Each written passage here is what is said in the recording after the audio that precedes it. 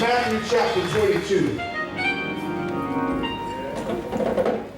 I'm going to hasten to my seat. Everybody over there crying. Y'all some crybabies over there. I see y'all over there crying. Amen. But I was in the back earlier. I was trying to sneak some brownies, but they wouldn't let me get none. So they got the food back there in the back, amen. So I won't preach long today, amen.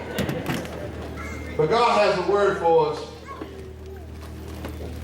And tucked away in the gospel according to St. Matthew chapter 22. And you look mighty dapper in your African attire today. And so someone said, Pastor, where your African attire? I said, I was born that way. I was born this way, man. I'll tell you, some of y'all sharp today. I look at Sister Gresham when she came in, not because it was perfect gold, but she was mighty sharp stepping in back there. And Sister Ruby Walker, she was posing up in the back, say, check me out. I said, I'm checking you out. But one thing about it, I don't watch National Geographic, I don't watch Wild Kingdom, Discovery Channel, and I ain't never seen no Africans look like y'all. Y'all are up to duty Africans, amen. Amen. Y'all looking good, amen. Matthew chapter 22. And I'm going to start by reading at verse 37. Here's Jesus having a discourse with religious leaders, and they begin to question Jesus, of all people, about the greatest commandment. Many times we can make rules that we can't uphold ourselves. And serving God, being a bride, is simple. And he gave us two commandments to follow. And the religious leaders were asking Jesus the great commandment. So verse 37, and he said to him, you shall love the Lord your God with all your heart and with all your soul and with all your mind. This is the great and foremost commandment. The second is like, you shall love your neighbor as yourself. On these two commandments depend the whole law and the prophet, or hinge the whole law and the prophet. Now while the Pharisees were gathered together, Jesus asked them a question. What do you think about the Christ? Who's the son he is? They said to him, the son of David. He said to them, how does David in the spirit call him Lord, saying, the Lord said to my Lord, sit at thy right hand until I put your enemies beneath your feet. If David then called him Lord, how is he his son? No one was able to answer him a word, nor did anyone dare from that day on to ask him another question.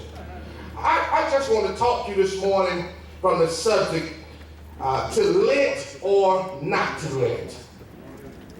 To Lent or not to Lent. During this, what Christian community call the Advent season or Lent season, many Protestants, which we are, we somewhat uphold to the Lent season. Lent is separating yourself from something for the purpose of getting closer to God.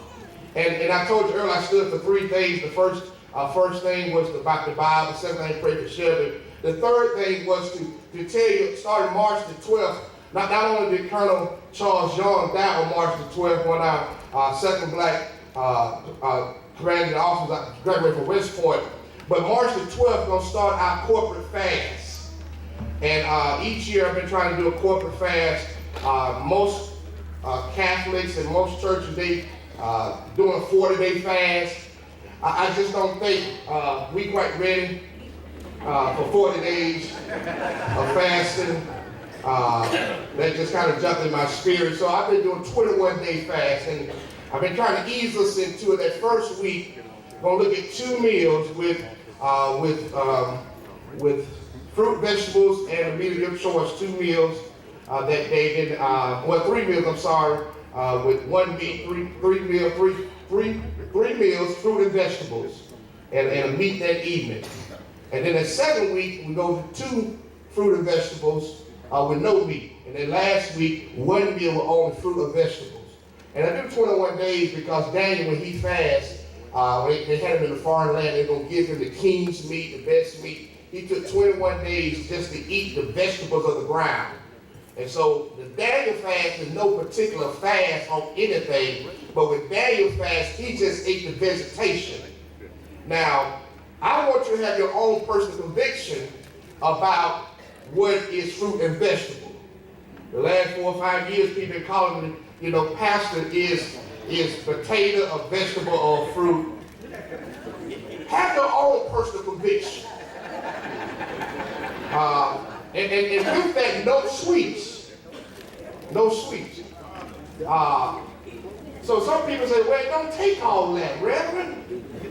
I got my birthday coming up, I got my class reunion, and I got this party to play, but sometimes you got to be willing to set some stuff aside because God has done so much for you. And not only has he done so much already for you, but there's a strong possibility you're going to need him to do something else. So every now and then you need to separate yourself from something that you desire. For some people, it may be your meals. Now, when you fast, it has to include some food. Cigarettes, what we said in the choir, It may be the computer, maybe FaceTime, maybe Instagram, maybe something, but set some time aside, but also make a list of some things that you want God to do for your family, what God to do for your church family spiritually. And when you do that, you do it together. We're doing a corporate fast so we can encourage each other. So when I ride by MLK and I see Deacon Barber and Popeye, I'm going to blow the horn.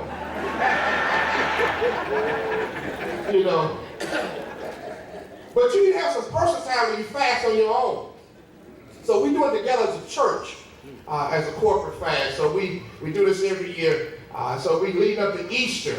The 3 weeks leading up to Easter, March 12th, it goes, and we end on Easter Sunday. Amen. So Lent is the season. It's called the Ash Wednesday. This year was February the 14th. Most Catholics start on the 14th.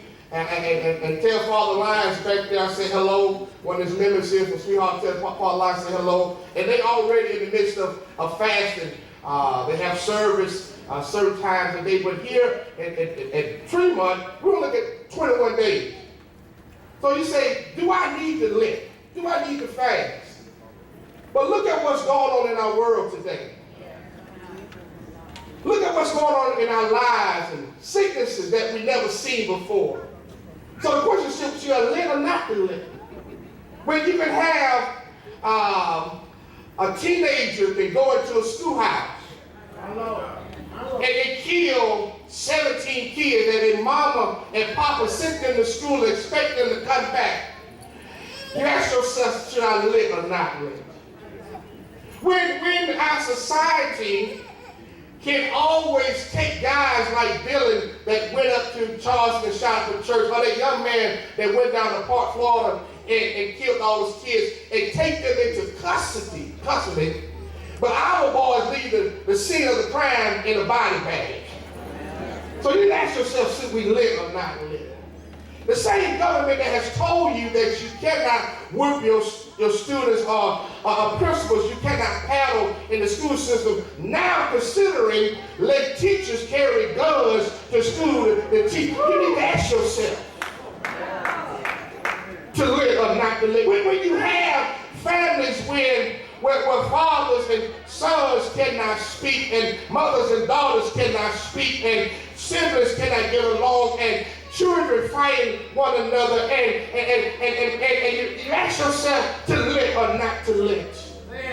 When there was a time we would say stuff like, we live in a generation where babies having babies. I should have celebrated that, because now we live in a time where babies killing babies. So should you not ask yourself, should we Lent or not Lent? I start by to tell somebody that's spiritual enough, if nobody else pray for this society, society, the children of God, we need to turn our plate over and say, help our generation. We got a generation that carry guns but don't even know their social security number. We got kids that haven't voted and not old enough to buy a beer, but they can go out and take somebody's life. Something wrong. Every now and then, we got to step up and be the church that God called us to be. We have a lot of rituals. We have a lot of rules. But God said the greatest thing that the church needs to do, first of all, is love Him. Amen. I believe the commandment, if the church would get to the place where the first commandment, he said, the greatest of these is to love God first. Love God with all your heart, mind, body, and soul. That means, Brother Addison, even when you're sick, body racking in pain, don't have friends, it seems like you're all by yourself, you still love God. When people call you everything but a child of God, scandalizing your name, you still love God.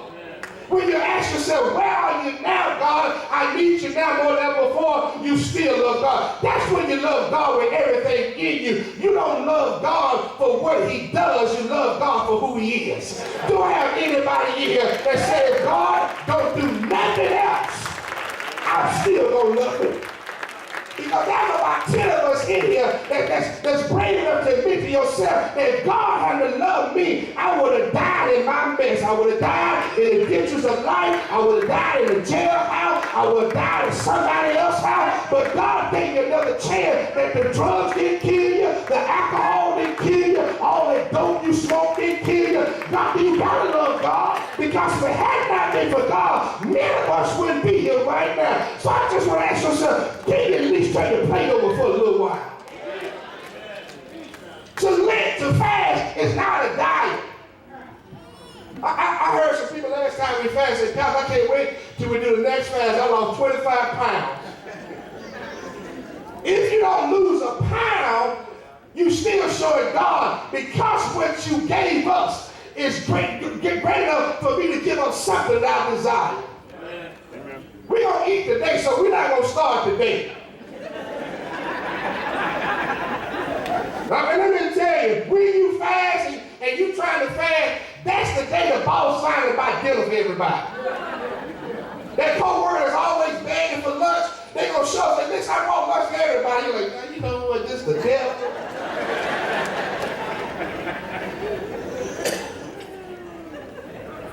But sometimes you got to say, you know, the church not looking, pastor not around, but God knows.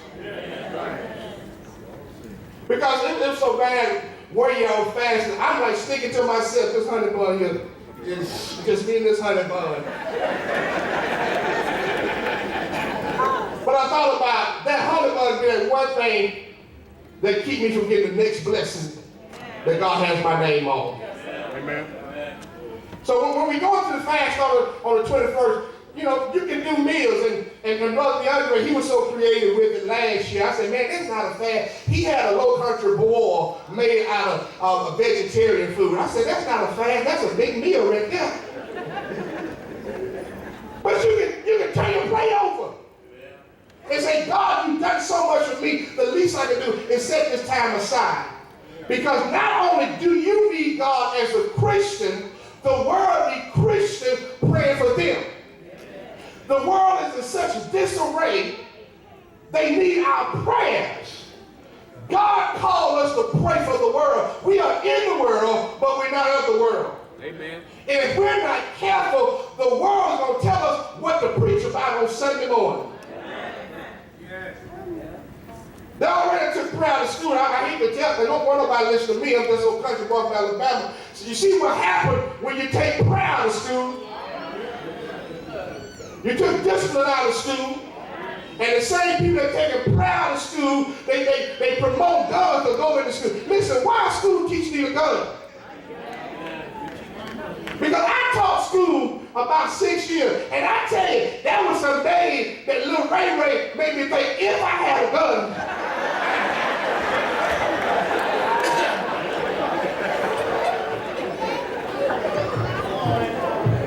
and there are some teachers just need need that permission to say my life was threatened.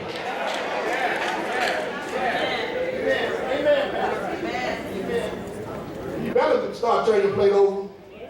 I know your kids grown, but you got some grandkids. Got some grandbabies. And they already treating them bad in the schoolhouse. I want to give you a couple of things that you can take home with you. First of all, loving God is impossible when you can't love others. You cannot love God when you can't love me. You can't love God when you can't love Sister Karen Phillips. I don't care how much you shout or show up here on Sunday morning. If you can't love other folks, it's impossible to love God. Amen. Can I get at least 2 amen in here? Point number 1, be willing to give up your personal want and desires for God who has given up so much for you. You got to be willing to give up your personal wants and desires for God who has given up so much for you. God was in heaven minding his business. But he gave up his rightful place in the kingdom to come to a sinful world to be treated like a scumbag for us. God gave up his life on the cross for us. So I don't want to tell you to stop having your pity party, but I want to tell you, put your big girl pants on, your big boy boots on, and say, it's not about me. Amen. It's about God. Amen. So I got to give up what I want and desire so I can please God at some point. Many times we miss a blessing from God because we want what we want. And let me tell you, what I want when I want it. I'm in a rush. I hate to go to the drive-thru, get a meal, and I got to wait. I said I could have went in if I had to wait 15 minutes.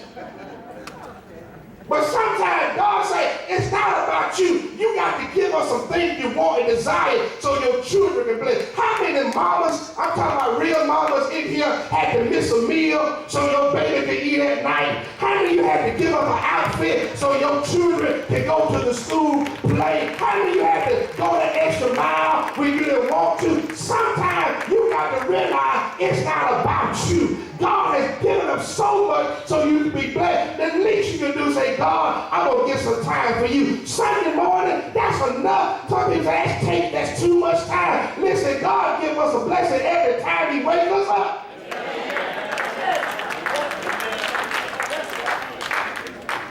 So number 1, be willing to give up some of your wants and desires for God. And see, I won't be at your house checking whether you fast or not. It's between you and God. Now, I'm going to tell you who's going to check you now. This is going to check you. Your children. If you got kids in here, they hear this, they're like, what Pastor said. Now, you know they got that steak on there. I don't know if that's what week we on, but I don't think we meat on this week right here, man. Kids will remind you of stuff. And you be like, be quiet. We'll go over there, home in the house, stay in the house. But not only are your children watching, but you got a God. And I say, God, I want my own best. I want a promotion. I need a healing in my body. As a matter of fact, I want my child to stop smoking dope. I want my grandbaby to stop selling dope. I need my son that's been in jail 20 years to get an early release. So I'm going to turn my plate on. Ask yourself to live or not to live. So sometimes it's not about you. Now, number 2, giving up does not always mean losing. Sometimes giving up means you gaining. Many people think because I gave up something, I'm losing. But many times you got to give up some stuff to get some stuff. If you got your hands closed, holding on to some stuff, your hand is going to hold on to what you got, but it can't be open to receive what God has in store for you. Sometimes you got to be willing to give up something so God can give you something else. It's not about losing always. And I'm going to tell you, you won't tell the truth because somebody didn't know your business. But that's some stuff some of y'all gave up, and that's the best thing ever happened to you. You thought you had to have them. You thought you had to have it. You thought you had to have her. You thought you had to have him. But when they walked out your life, you cried for a couple of days, but you looked around and said, you know what? I got more money in the bank. My power bill is not as high. Listen, I'm glad you're out of my life. I had to give up to get some stuff. Anybody in the building? That's some stuff I used to enjoy doing, but I had to give it up. And when I gave it up, God replaced it with something else. I'm stopping by to tell you, giving up is not always losing, but sometimes you got to gain something. Number three, and they got the stove warming up for me back there. Giving up your personal hiccups may be the one thing that open the door for your blessing. We all got personal hiccups. And I say hiccup because you can put whatever your hiccup may be. And when you give it up, I'm not just talking about giving a meal, but that's some stuff that you got going on. That's some stuff in your life. That's some stuff that you like to do. That's some stuff you don't want to stop doing. But if you be willing to give it up, that's a blessing that may have your name on, because he said, love God. And it's not easy to love a God you can't see. It's out of formality we say we love God. But it's hard to love a God you never seen. But you can't see the air, but you feel it in here. You can't see electricity, but wet your finger, stick it in the socket, you feel it.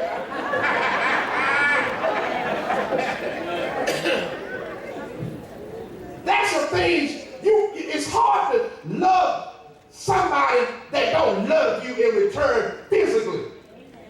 But God loves you not only physically, but he loves you spiritually. Many of us have been taught to love based on how others love us. But if you give up your personal hiccups, that may be the one thing that causes you to love somebody that you think you cannot love. Because when you love God, that's the things you got to give up. And when loving God, it makes it easier to love somebody else. But I stopped by to tell about 10 of y'all in the building that if I give up my hiccups, you give up your hiccups, I stopped by to tell you this will be a better world that we live in. Because God is not through with me. God is not through with you. But if you give up stuff that has caused you to lose sleep in the midnight hour, look at somebody and tell them it's not that serious. I don't care what you're going through. It's not that serious. If you're not laid up here, and I'm not saying earth to earth, ash to ashes, and dust to dust, it's not that serious. If you woke up this morning, you got a reason to give God some praise. If you got breath in your body, you got a reason to give God a praise. The Bible says that everything that have breath, praise the Lord. Let's get a breath check. Everybody, if you got breath in your body, praise the Lord. See, some of y'all ain't moved yet. Check on your neighbor. Some people must not be breathing in here. If God done made a way for you, give him a praise. If you open your eyes this morning, give him a praise. So the question is, should I live or not live? Listen, I can't give God enough because he's been so good to me. I can't praise him enough. I can't clap enough. I can't cry enough, because if God been good to you, it's not a question, should I turn my plate over? I should turn my plate over, turn the TV off, turn the computer off, and say, God, I yield. Need somebody to go sit it. Don't have anybody in the building. No, because of Jesus coming down through 42 generations, hanging on the cross, being put from the 6th to the 9th hour, time for our sin, but early on Sunday morning, he got up with all power. So you ain't got to ask me, am I going to turn my plate over? I may be a big boy, but I can turn my plate over. I like to eat, but I can turn my plate over, because I look back over my life and all that God done for me. I can miss a meal and God will still bless me. I can turn it over and God can still open doors. I can give up some stuff and God will give me more. Don't have anybody in the building that know where you put your hand in God's hand. Despite how you feel, God will work it out for the good. What I'm trying to tell you, he may not come when you want him to come, but he's always right on time. So don't wait till the battle has fought and victory has been won, I came to praise him in advance. Because whatever you need is on the way. Whatever you desire is on the way. If you need a financial blessing, praise him while you're broke. If you need healing, praise him while you're sick. If you need a way made, praise him while you can't see your way out. If you're down and want to be up, say, God, praise you. I will praise you when I feel like it, and I will praise you when I don't feel like it. The Bible said, let everything that has breath praise the Lord. Now, he can take your breath from you, and you wish you had an opportunity to praise God. To Lent or not to Lent. And either way, we act as church folks sometimes. Make us have to wonder, do we need to fast or not? That's the problem. Because God said we shall rule the world. And we can't rule the world, and we can't get right in the house. And you wonder why there's chaos at your house. You wonder why problems going on. Listen, the wages of sin is death, but the gift of God is eternal life. God is going to honor his word. It may not be death in your house, but read the paper. Watch the stuff happening that never happened before. But I tell you, if we as Christians do these two things right here, first of all, love God. The reason why I love God is because God told me. And Sister Mary, the reason why I love people is because I want to see God. Now, if you don't want to see God, you can treat folks any kind of way. But the two things that God say do, he didn't say sing in the choir. He didn't say give a big tithe. Two things God wants you to do is love him.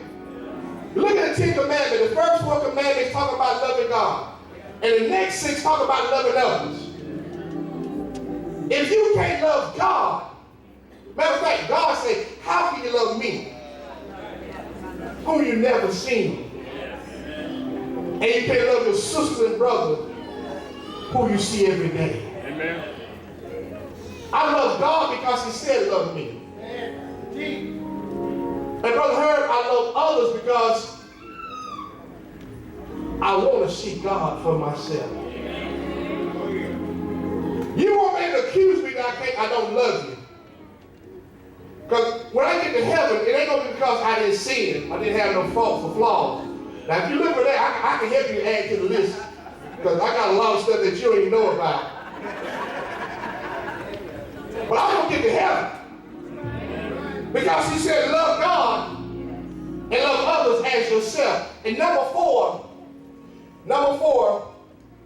it's impossible to love others when you don't love yourself.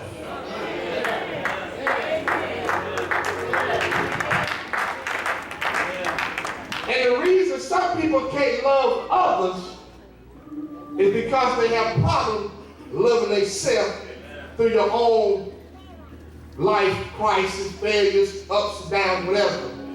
It's easy to love somebody else when you love yourself.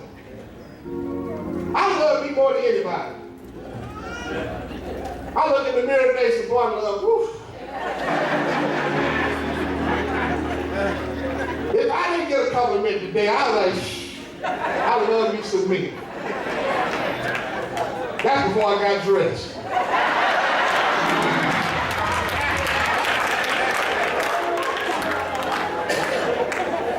If you're not happy with yourself, you don't want to see nobody else happy.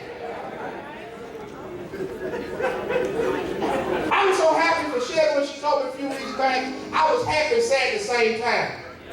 Because I want to see people get promoted. When I came here, I spoke to Stephanie about being the next city manager. I started calling Vanessa superintendent and all that stuff. I want to see people get promoted. And me and Nick were talking about, I worked on my dissertation before I quit, and we were talking about being a doctor, you know. And she kept on going, but they said 278 pages for your dissertation. I said the buck stops here. I said I have enough student loan. But I'm so happy for her. I want to say I know Dr. Nikki.